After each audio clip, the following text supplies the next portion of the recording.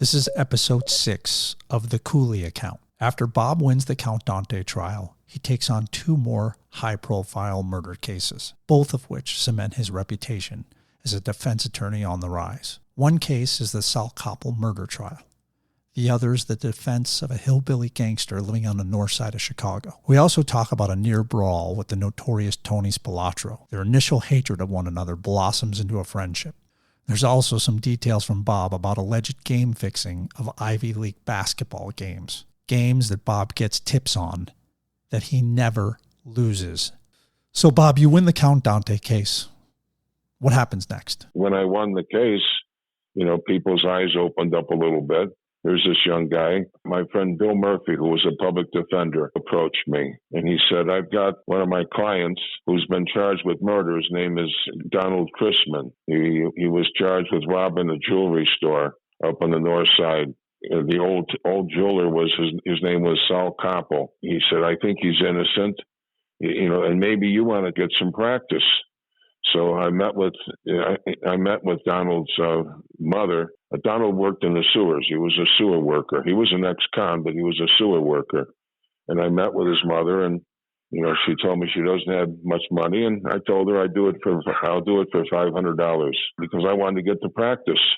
Did you have any reservations that you were taking on too much? Was the Donald Chrisman defense too much too soon for you? My attitude was, it's a case that that I'll probably lose because it's they had what they thought was a great case.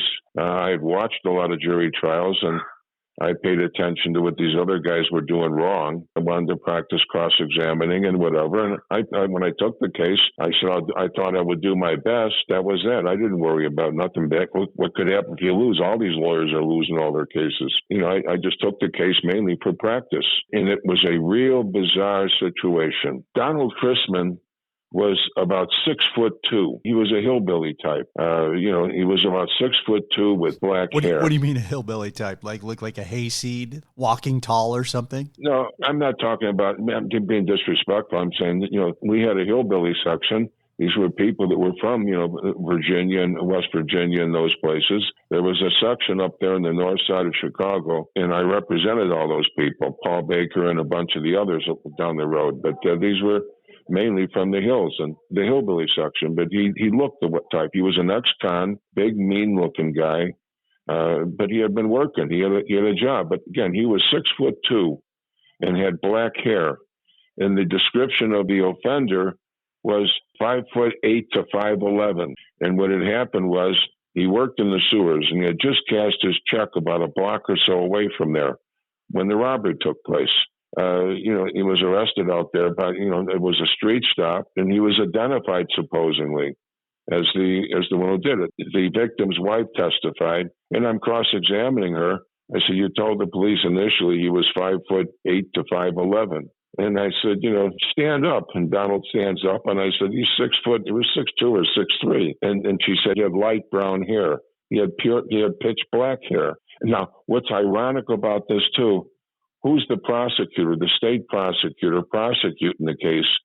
My friend, Tony Corzentino. Tony Corzentino and a guy named Mike Wolf were the 2 prosecutors on the case. I had bet Tony $500 I'd win the case. We were running around almost every day. I'm frustrated somewhat, with my cross-examining, and she gets off the stand. The next morning, I'm having breakfast over at Gene's. That's the restaurant about a block down from the courthouse where everybody goes, mainly policemen, prosecutors, judges, attorneys, 98% of the clientele in there. I go in there for breakfast, and I wasn't doing court until around 11 o'clock. That's when they would start the jury. I'm in there having breakfast because I was there every day that I was at 26th Street. Every morning I would have breakfast there. When I'm finishing up, a couple of detectives are walking by, and one of them says to me, "Bob," and I said, "Yeah." He says, "They're fucking around with you on that case." And I said, "What?" Who's they? Meaning the prosecutors and the court and the police. All he said to me was, "They're fucking around with you. They're withholding something from you on that case." And that's all he would say. I have no idea what he's talking about. I know they did something. I didn't know what. When I go up to the courtroom, I walk in there. Now here I'm practicing law for about maybe 3 or 4 months. The judge was it was a real old Jewish judge and a real tough, state-minded guy. He's sitting up there at the bench and he's hearing some motions. There's a couple lawyers in front of him talking to him. And I walk in there. I have no idea what I'm going to do. And when I get close to the bench, I'm on the right-hand side, the left-hand side of the judge, and the right-hand side walking towards the judge's chambers. And I said, "Judge, I've got to talk to you about something." And he looks over at me, and I said something again, and he says, you sit down. He yells at me, "You sit down.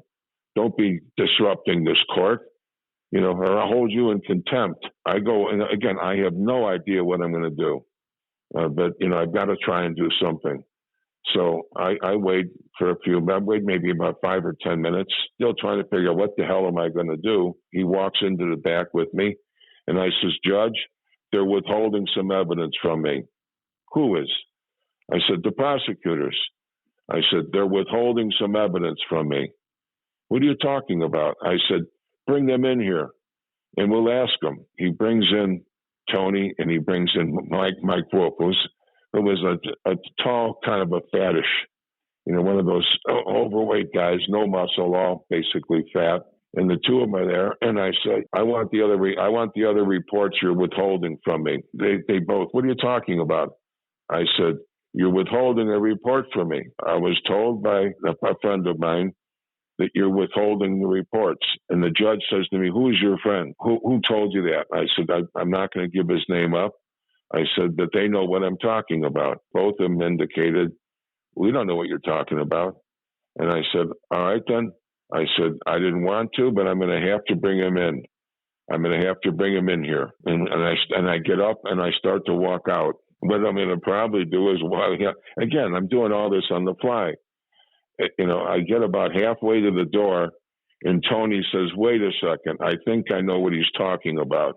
And he says, and Tony says again, "I think I know what he's talking about." Tony goes down to the state's attorney's office. And when he comes back with a report. They had already given me this report. It was a lineup identification where Sal Koppel's wife indicated, that's the man, and pointed out Donald's, picture. On the bottom of the report they show me now, there's a indication. After she left the police station, she called up and she said, "I'm really not sure that's the man," or something like that. I just wanted to say I'm not 100%. She said, "I'm not 100% positive." When they gave me the report, they had put a piece of paper or something over it, and it was blocked out. What you have to understand is, these people all the time would do stuff like that, and get away with it. I'm going to win this case no matter what. This case will be reversed. The judge would not let me call her back on the witness stand. He was an old Jewish judge. And these were Jewish people. This was, Sal Koppel and his wife. I know you can't read his mind, but why would the Judaism go to the fact that a guy's being framed because a woman was uncertain about something and that the prosecutors tampered with the evidence? I have no idea why. Again, I'm being honest with you. You asked me why somebody would do something. I make my own assumptions. My thought was, too, when she was up there, when I was cross-examining her, she started crying. When I would cross-examine somebody, I would really get at them. So you win this case, and it's a big deal, obviously. Is this case in the news? Is this something that's tracking in the news? Oh, yeah. Do you have any sense or opinion how often things of this nature happen in that the police would corral somebody and then the prosecutors are just cooking the books to get a conviction? When these people feel somebody is in, well, here again, I had a $500 bet with Tony on the case. And during that time too, you have to understand, $500 didn't mean spit to me, because that's when I'm making real big money gambling, with my gambling operations, and I was booking too by that time. I ran around all the time with thousands of dollars in my pocket because I had to pay and collect from people. I was running around a lot of times with $10,000, $15,000, $20,000 in my pocket. And I got bigger and bigger because I was out 2-3 nights a week at these clubs in the western suburbs. And these are full of bookmakers and hitmen and all the rest of it. I'm paying and collecting huge sums of money because I'm playing one bookmaker against the other, betting this one with certain odds and that one with other odds. One is going to be winning, one is going to be losing. And I'm passing out big money all the time. And I started going to Las Vegas. And when I started going to Vegas, I started losing. I would lose a lot of money there. I would lose playing dice because after a couple of trips, they started flying me out there free. Every Thursday, they chartered a plane and they would fly the people out from Chicago to the MGM. And they would pay they would pay my plane fare to fly me out there because I was a big loser at the dice tables and at the blackjack table. Before you start going to Vegas, you're just gambling in Chicago and you're winning. But I'm losing playing dice, and I'm losing the other, but at the same time, I'm on the phone calling back, and I'm doing a lot of my business on the phone, so I'm still making a ton of money with the sports because of the way I'm doing it. A couple of things happened. In Vegas, I made contact with a professional gambler. Tony Spilotro and Fat Herbie Blitzstein had become clients of mine. They were sending me a lot of business. They used to meet at the Jubilation all the time. Big restaurant bar owned by Doug Buffard and some Chicago people. In there, I met a professional gambler, Jack Roberts. That's all he did for a living was gamble. And I also, at the same time, made contact with another major gambler, Tony, who owned La Coca Vin. It was a restaurant in a building over there on Lakeshore Drive. And I was introduced to another professional gambler who I never met, who lived in New Orleans. And these people were involved in all kinds of other activities. They were involved in fixing horse races, and I'm getting all kinds of, I'm betting with them and I'm making bets for them. And we're talking, the numbers are getting huge now, where, every day. How are you capable of managing your life? This clearly was your element in that you constantly needed to be busy and in motion. The gambling, was that just as much of a job as being an attorney? I put more time in on that than I did as an attorney. My preparation for a jury would be to go home at 2:30 or 3 instead of at 4 or 4:30. And when I prepared for a case, my sole preparation would be I would get the police reports, I would look at the witness statements, and I would see what they say. And I assumed, and it would be that case most of the time that, some of the police would lie or somebody would lie trying to make a better case or whatever. And on cross-examine, I could make him look like a liar up there. But again, I put every single witness on the stand, even Joey Airdo's case, the Jagoff defense case. Joey Airdo was a case, he had been charged with arson. It was under the new statute because there were people in the house that was set on fire, where he faced a minimum, I think it was a minimum of 10 years in prison. This is kind of, as we're talking about cases, this is a real important one. They had what they thought was a great case on Joey, and I agreed with them. The police and the FBI started watching Joey Airdo during the Harry Alleman trial, when he would be there every day. And when they followed him out, he looked suspicious. He was an Italian kid, a big tough Italian kid. They followed him out of court one day and found out the car he's driving was a stolen car. They also found out, I guess, from Louis Almeida and some of the others, he was supplying the stolen cars to these guys to go out and commit murders and to commit burglaries and whatever. He had a garage where he would always have one or two. Anyhow, that's how they got paid attention to him. And then he got arrested for the jewel robbery. There was a store, Tufano's, a restaurant, Tufano's, that was right there off Taylor Street. It was on the side street. Tufano, the old man, was close to Johnny D'Arco, and Johnny D'Arco got him the license to build a big restaurant, unbelievably popular restaurant, where a lot of the mob people went and the rest of it. Well, somebody got robbed of a $50,000 diamond, leaving there. And Joey got arrested, had gotten arrested on that on a prior occasion. Joey one day is asleep. He's renting the front part of a house, and he's asleep on the couch, and somebody puts a bomb in the front door. and blows and blows the front door and part of the front of the house out.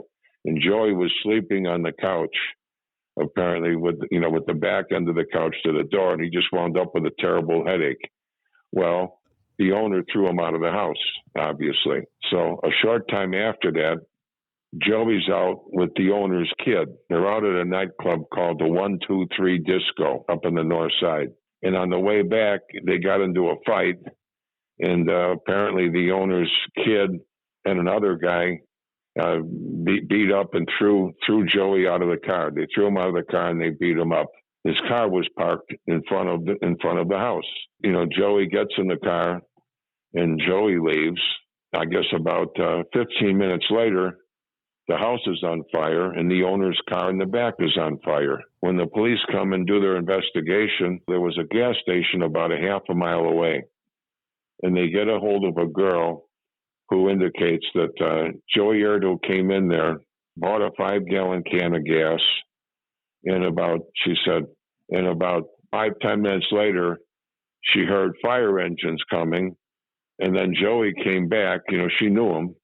Joey came back and says, if you indicate that I bought this, I'm going to kill you. When they got the can of gas, they found a pack of matches from the 123 Disco with Joey's fingerprints on them by the car in the back. And they had Joey's fingerprints in the 5-gallon can of gas. So Joey gets arrested and he gets charged.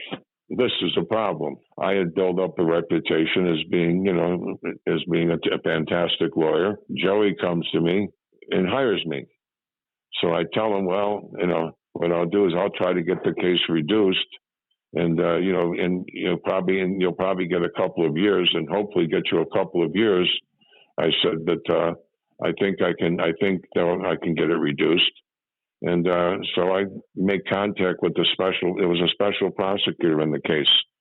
I make contact with him, and I said, I'd like to work out a plea. What kind of a plea can we work out? And he says, I want 10 years. I said, I didn't know it was 6 to 10 years, I think it was, but he said he wanted the maximum sentence. I said, what are you, crazy? I'm not going to plead him to the maximum sentence. And he says to me, I've had 25 cases. That's all he handled were arson cases. He says, and I never lost one, and I'll certainly never lose this one. I said, I don't want to go to trial. It's going to take about a week. I said, you don't want, he says, no. He says, I want the maximum sentence. So we have to go to trial. We start the trial. And again, my preparation was, I sat down with Joey and I prepared him, because he's going to be testifying. I prepared him and I said, now you'll get up and you'll indicate. He had been arrested about maybe 25 times. Yeah, that's what I was going to ask. I'm sure he had a long rap sheet. Yeah, he had been arrested about 25 times. And I said, you'll indicate. And I said that, you don't lie up there, you indicate. And he had never been to jail. He had, there were a lot of major things, obviously the jewel robbery and a bunch of felonies, but a lot of them were just, in fights or disorderly conduct and things like that. So I prepare him. I said, and we'll see what happens. I said, hopefully, and the case was before a real tough judge at the time, James Bailey, who didn't like me. I didn't get along with him because not long before that, in one of these parties, he wound up throwing a glass of water, but the whole thing, the water and the glass, into the face of his public defender who was there at the table. And I happened to be sitting a couple seats down from the table. And when he did it, I jumped up and, what the fuck is the matter with you? And I got right in his face. People jumped in the middle. He had been a boxer too. He was one tough guy. But anyhow, he was a real tough judge. So the first witness they have is the policeman, the patrolman, the one who came to the scene, found a can of gas. When I get up to cross-examine him again, I said, Joey over here, don't you? And he looks at me. He goes, yeah, I know Joey. I said, and you think he's a jagoff, don't you? And he looks at me. I never even thought of it. I had no idea what I was going to do as I walked up there. I have no idea how this, happened to come to my mind, but it did. And like I say, he hesitated. I said, you think he's a jagoff? You've arrested him how many times? You had arrested him about 4 times before. I said, you don't like him at all, do you? And he said, well, and that's how I start my cross-examination. We finish up. Now, the next witness is going to be the fingerprint expert. And I know a little bit about that, but not a lot. They need to identify so many points and the rest of it, because he had all these charts and all these other things. And I thought, it's just a waste of time to try and argue with him. But the prosecutor wanted to call him anyhow to make a big show of it. He puts on the fingerprint expert, and he testified these were his fingerprints that were on there. And then he testified about the can of gas.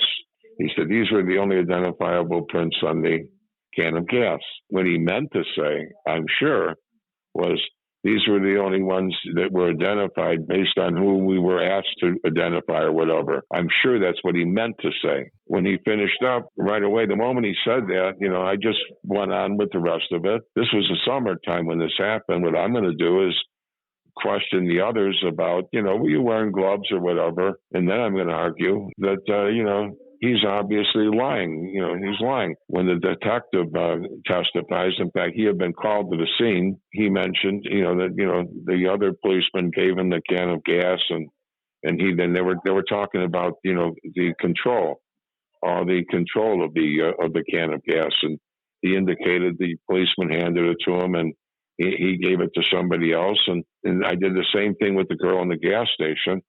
And then cross-examining the girl at the gas station, I found out, have you ever been arrested? And she said, well, yes. She had been arrested about 2 months before this. And, and I got her to testify that, she had been contacted by the state's attorneys. And now they indicated to you that, if you testified, they would dismiss those charges, right? And she said, well, yes. Then I argued to the jury, Joey's here because he's a jagoff in the eyes of these police. These police don't like him. They hate him. And I argued that, the fingerprint guy indicated the only fingerprints that were found were his. I twisted the words on it. I have no idea why. They had a second 5-gallon can of gas under the table. And, I had noticed it there all along. And nothing was ever mentioned about that. And then I walked over and I kicked, because they had the one can of gas on top of the table when they're talking about in their closing. His fingerprints were found on this. And I walk over and I kick that out in the middle of the floor. Which can of gas, what's this can of gas all about or whatever? And then I tell Joey to stand up. I said, Joey, stand up. And I made some comments about, he's a criminal. He's a known criminal. And he's done a lot of bad things in his day. I argued like I did in every one of my cases. I never argued to the jury he didn't do it. And I didn't argue that in Joey's case. I said he might have done it and he might not have done it. But you have an obligation under the law that he must be proven guilty beyond a reasonable doubt. And why that technique? Is that something you learned, or that was your instinct? No, I just thought it. This is my own mind. 2 things when I started defending cases. I would go there and, I had no choice. When I was involved in cases, I had to watch them. If you're sitting there in a courtroom and people are saying all these bad things that you did, and you sit there and you don't testify, and your lawyer gets up and says he has a right to remain silent and doesn't have to testify, if I'm a juror, I'm going to find the guy guilty. He must be guilty. And I noticed that whenever lawyers get indicted, they don't sit there and say nothing. If a lawyer gets indicted, he gets up there. That was just my own feeling on a case.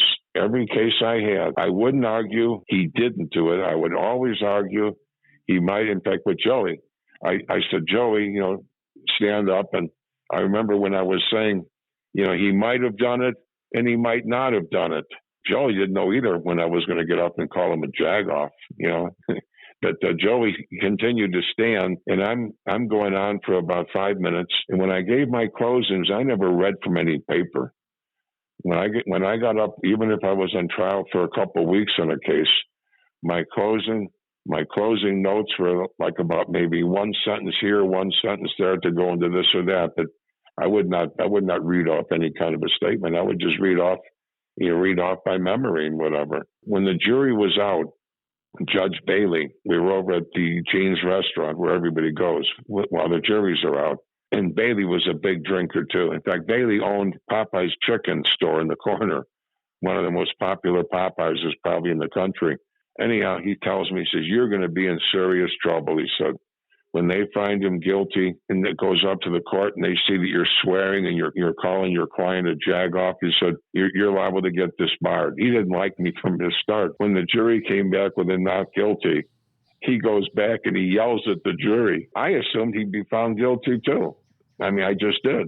Yeah. But the jury bought my nonsense. He went back there and he said, do you realize that you just put this guy back out in the street? You know, I've never seen that before. Did the defendant tell you that he committed the crime, or you didn't want to know? I assumed he did. I mean, are you kidding me? He gets kicked out of the house. He has a fight with the guy's kid. He's at the 1-2-3 disco. They find those matches by the car. His fingerprints are over everything. This girl, there's no doubt in my mind that he did it. But the judge, that's what the judge basically came in there. Are you kidding me? How could you have found him not guilty? Does this case catapult you further? By that time, Neil, every time I had a jury at 26th Street, you know, the room would fill up. Cooley's going to give his closing. Let's see what he does this time. About, I'd say, 35 major trials. And I won all but 2 of them. And, you know, in one way or the other, I just, you know, and my argument, like I say, would not be that he didn't do it. My argument would be that, you know, he might have done it. He might not have done it, but you have an obligation. You took an oath.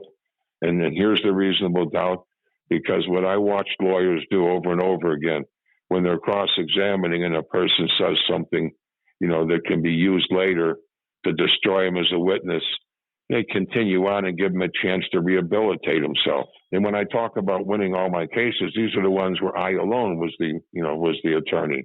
I was involved in some earlier cases with Johnson and with Tuitt and those people.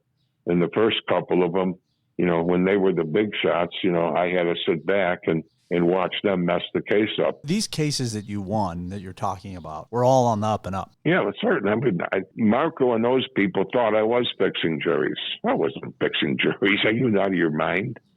But they thought I was on cases like Paul Baker, another murder case. You know, I knew he didn't do it. I knew who did kill the guy. Paul Baker was up on the north side from Leader Liquors. I represented Leader, who had all the shoplifters. Unbelievable operation with shoplifters. I was over in court. I was finishing up with a case before one of the judges, and I'm walking back behind the courtroom into they had jail cells back there. And as I'm back there, somebody, you know, hey, you know, are you Bob Cooley? You're Bob Cooley? You know, yeah. Can I talk to you for a minute? You know, and okay.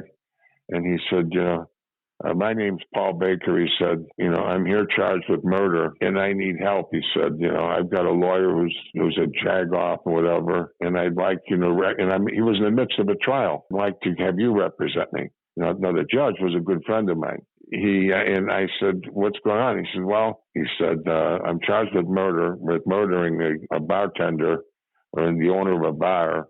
He says, and I didn't do it. And I've got a lawyer who's a real, you know, jerk and whatever, and I want to get rid of him, and I'd like to hire you.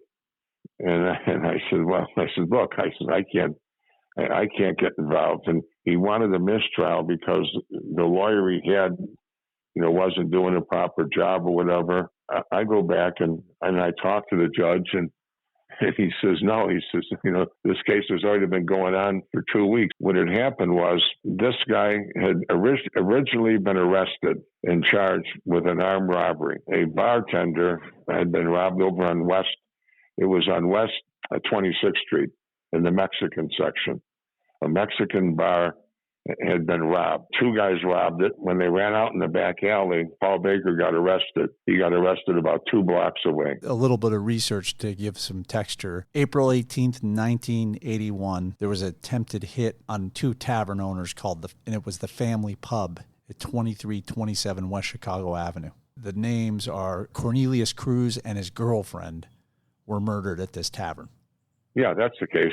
The facts of the case were Paul Baker was arrested about a block or 2 away shortly after the robbery. And they found some guns, I remember, in a garbage can. Shortly before the case was ready to go to trial, the guy winds up dead. Somebody goes into the bar and they kill him.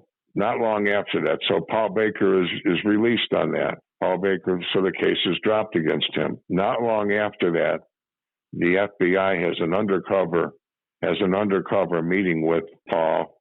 They're playing cards or something, or they're drinking in somebody's house, and they have Paul Baker on tape saying, "I should dig him up again and shoot him again for all the trouble he's caused me." He was a Kentucky native who bragged about being a hitman for the hillbilly mafia. Yep, that's Paul. And what a scary sort he was. To see him, he looked like pure evil. A bizarre guy. He got involved in so many other things later on in my life that were really bizarre and interesting. While that trial was going on at 13th in Michigan is when they had him wired up.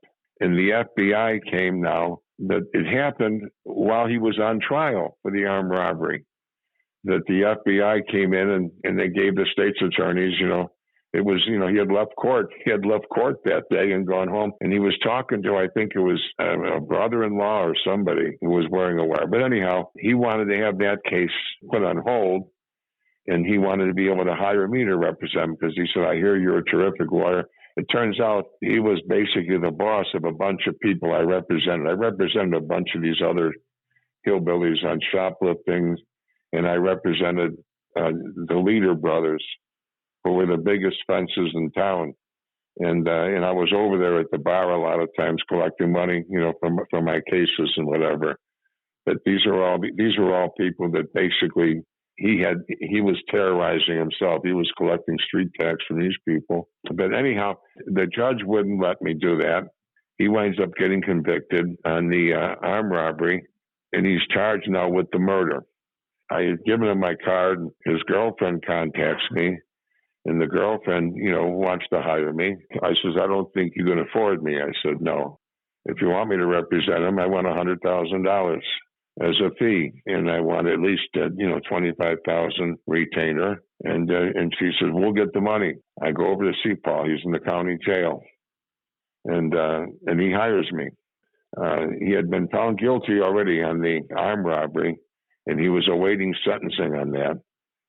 And he had been charged now with murder with this guy, Cruz. I went to talk to him a couple of times, and then he wants me to go meet another client of mine. And so I meet with him, and I meet with a couple of other clients of mine. They were with Paul in a bar when this took place. I find out who did kill Cruz. It wasn't Paul. The other guy he had committed the robbery with was the one who did kill him. When I find this out, I make contact with the FBI agents. They hated Paul. Paul to them was, a real bad guy. We met over at Binion's with him, and we sat down, and I said, "Look," I said, "if you drop the charges, I'll bring in somebody who did kill Cruz." I said, Paul Baker didn't do it." They said, who was it? I said, "Look," I said, "I'm not going to tell you who." I said, "But if you drop the charges against Paul, I'll bring this person in, and he's going to tell you who did." I said, "But if you don't," I said, "he's going to walk. I'll win this." I says, "And when I win this case, it's going to show that some of your witnesses that testified in his case are lying, and he'll probably get the other case reversed, and he'll probably get the attempted murder case reversed." And they basically told me, "Go fuck yourself."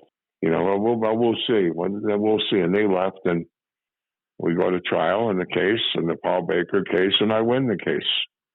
I get a not guilty. Did you ever tell the FBI who the murderer was? Oh yeah. In fact, I almost got into a fist fight not long afterwards when I was up there in federal court with the one FBI agent. It was about a week or two after the trial, and I'm in court. In fact, the one I'm in court with, the guy I'm in court with is Pat Marcy's nephew, one of his nephews who was arrested and charged. These guys were breaking into houses and robbing people, not just in Chicago and Illinois, but also in Indiana and in Michigan. And I was representing him. And the one agent I had met and talked with, it was a little guy. This guy couldn't have been more than about 160, 170 pounds, a little smart aleck. They wanted me to have Pat's nephew cooperate with them, and he wasn't going to. We pled him guilty to 15 years over that. The big $1 million Levinson burglary, he was involved in that among other things, and they wanted to know who the other people were. What was the heist? That was where, if you look at Levinson's, was the name of the place. They had gone into the sewers and disconnected the burglar alarms and the rest of it. It was a huge robbery. Levinson's was one of the biggest jewelry stores around. They wanted me to get him to cooperate, and I told him, no, he's not going to cooperate. And we were out in the hall, and this is up in the federal building in front of one of the courtrooms. And this guy gets in my face. He comes over, and he says, you should be ashamed of yourself. And you got this murderer off, wherever.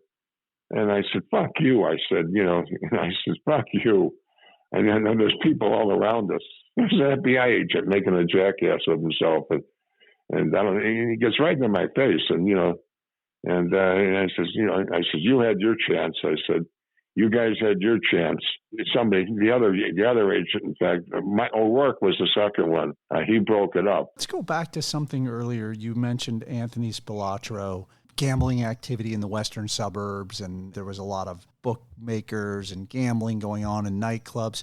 In that timeline, are you aware of the Chicago outfit, the Chicago Mafia, and its power and its reach? When do you have this? When do you have this moment where you kind of understand the machine?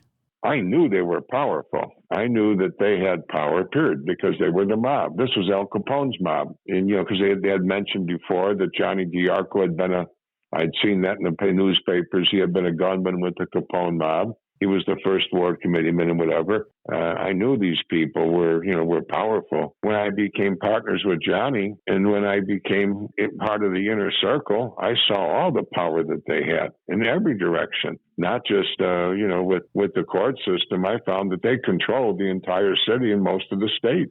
Expand on your first encounter with Tony Spilotro. The way I met Tony Spilotro, I was gambling with one guy, a guy named Mo Shapiro. I was betting with him. He was a major bookmaker in the north side. He was over there. He owned a delicatessen on Rush Street, and he was a fixture over at the Playboy Club. I met him when I was running around with Count Dante. That's when I met him. A little short Weasley guy. I started gambling with him. I had a $5,000 limit with him. See, by now, I had gone past just playing with the numbers and moving back and forth.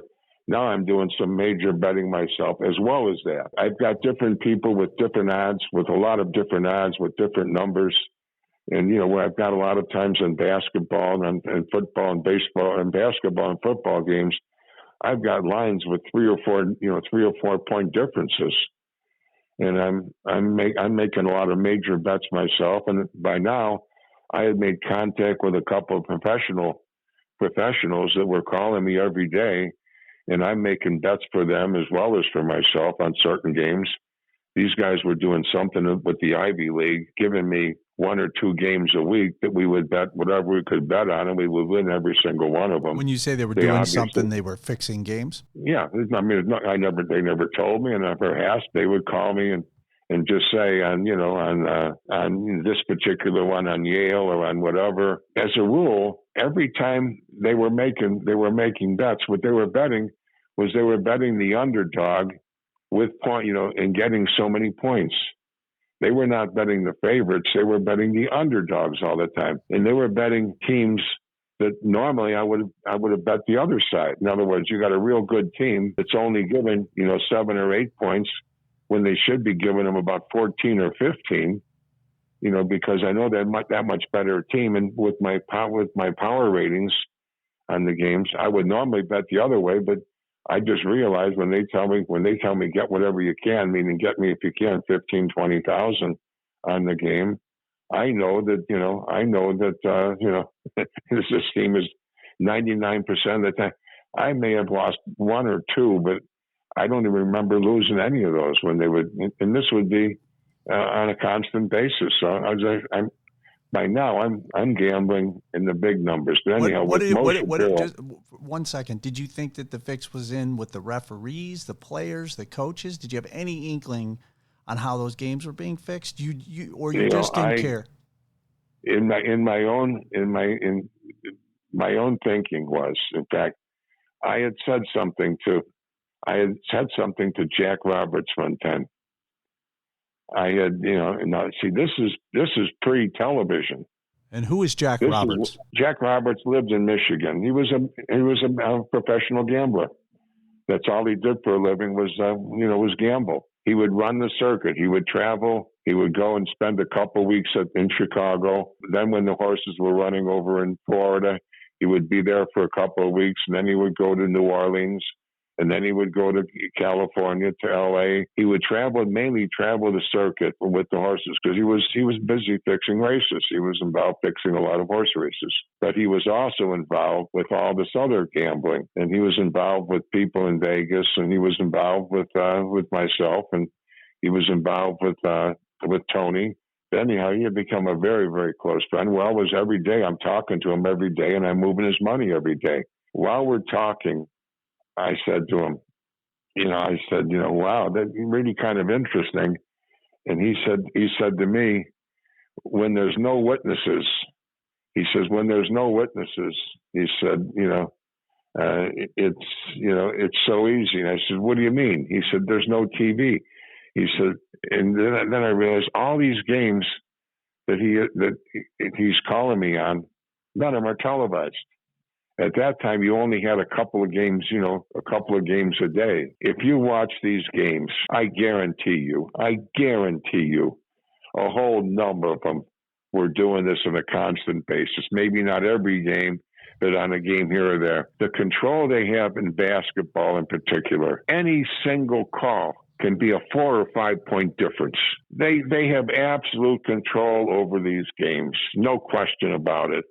And there's no doubt in my mind, you'll never convince me that a whole number of them aren't playing games. In this window of time, what is your understanding and awareness of who these people are and how are they treating you? Are you in their confidence yet? They all want to be my pal.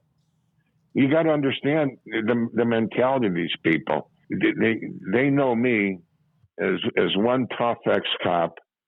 When I first started running with these people, I got into a couple of beefs, and these guys were on their ass. And I wasn't that big a guy. I was only, as I got bigger, I was still only about maybe 170, 165, 170. But again, I was built like a rock, and I had a reputation as one very, very tough individual. When you say beef, you mean a physical altercation? Yes. I wouldn't take shit from anybody. I wouldn't. And the reason they love me is because I wasn't a pussy like most lawyers. A lot of these guys despise lawyers for a lot of reasons. Number one, they think they're pussies. They think they're all basically sissies. And number two, they charge them a lot of money and whatever.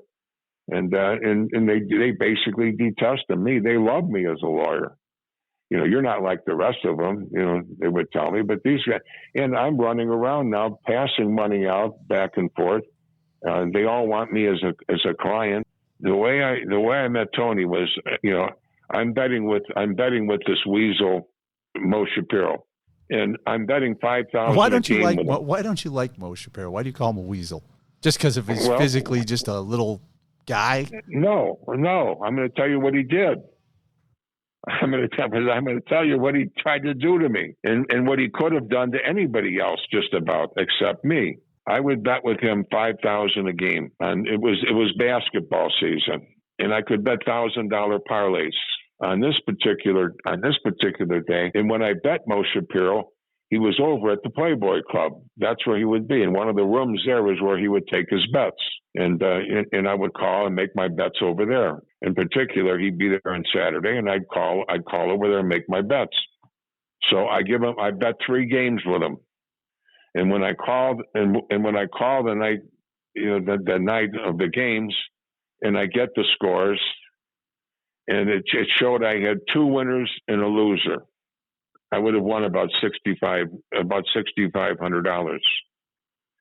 And so the next day, when I call him and I check my numbers, I had been up. I think I had been up about about $8,000-9,000 with him.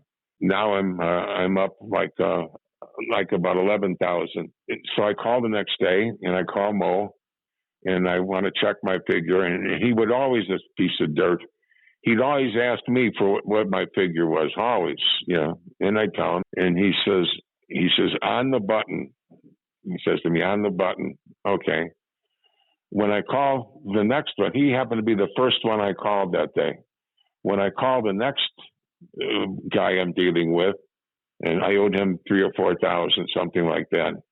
And when I called him and I said, I owe you $3,000, he said, no, Bob. He says, I owe you about $3,000 or $4,000. And I said, you do? I said, no, I don't think so. Let's check our our scores. This one a winner, that one a winner, that one a loser. He says, no, you won that bet. I said, I won that bet.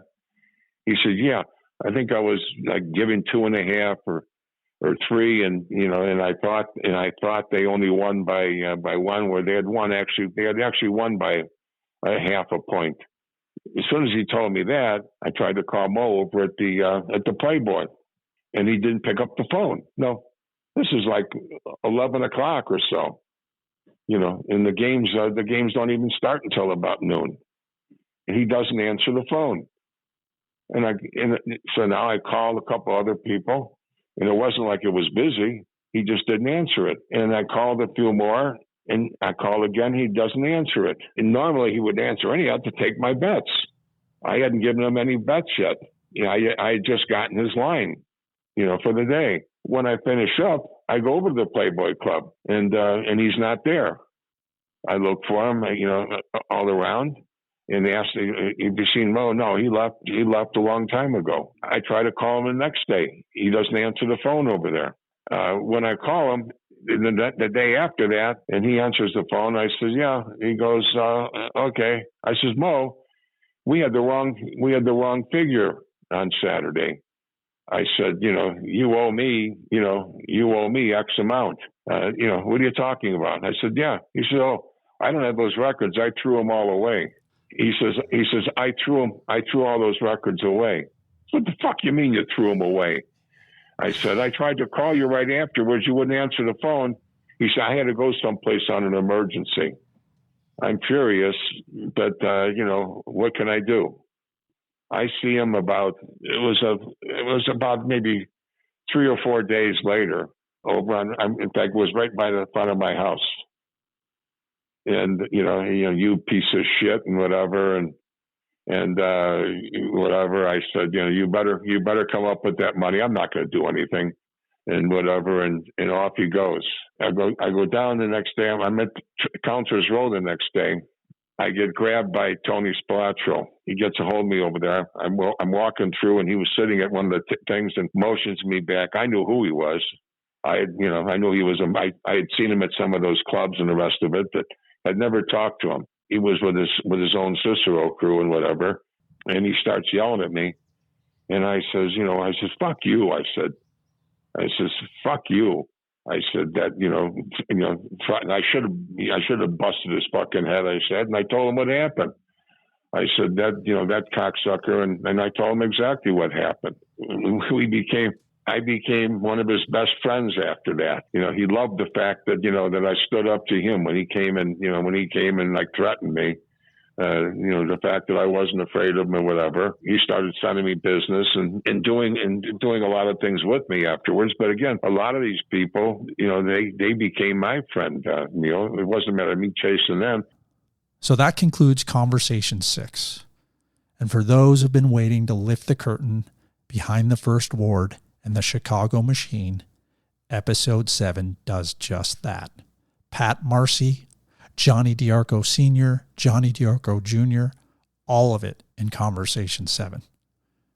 Make sure you follow us wherever you're listening to this podcast, and please reach out on Twitter. Thank you as always for listening.